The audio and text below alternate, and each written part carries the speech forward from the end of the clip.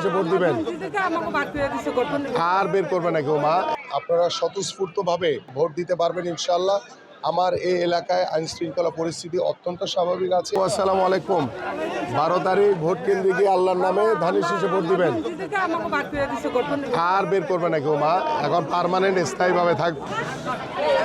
জি সালাম, ভালো আছেন?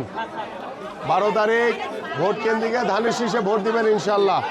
আপনারা 12 তারিখ ভোট কেন্দ্রে গিয়ে ধানের শীষে ভোট দিবেন ইনশাল্লাহ। আমি শতভাগ আমার এই এলাকার জনগণকে আশ্বস্ত করতে চাই, আপনারা স্বতঃস্ফূর্তভাবে ভোট কেন্দ্রে গিয়ে ভোট দিতে পারবেন ইনশাল্লাহ। আমার এই এলাকায় আইন শৃঙ্খলা পরিস্থিতি অত্যন্ত স্বাভাবিক আছে এবং অত্যন্ত শৃঙ্খলাবদ্ধ হয়ে আমরা চেষ্টা করছি একটি অবাধ সুষ্ঠু নিরপেক্ষ নির্বাচনের অপেক্ষায় রয়েছি। সো এখানে আইন শৃঙ্খলা পরিস্থিতি নিয়ে কোনো সমস্যা নেই এবং আমাদের নেতাকর্মীরা সকলেই সতর্ক রয়েছে।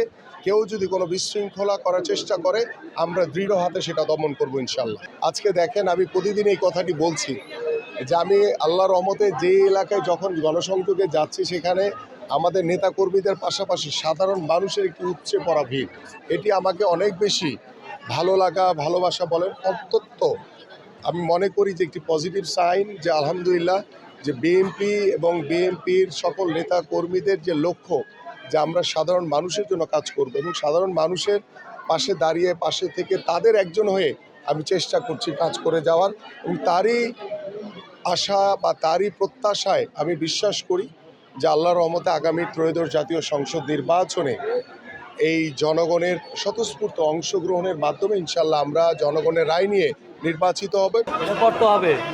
12 তারিখ ভোট কেন্দ্রে গিয়ে সবাই নিয়ে ধানের শীষে ভোট দিবেন ইনশাল্লাহ। ঠিক আছে।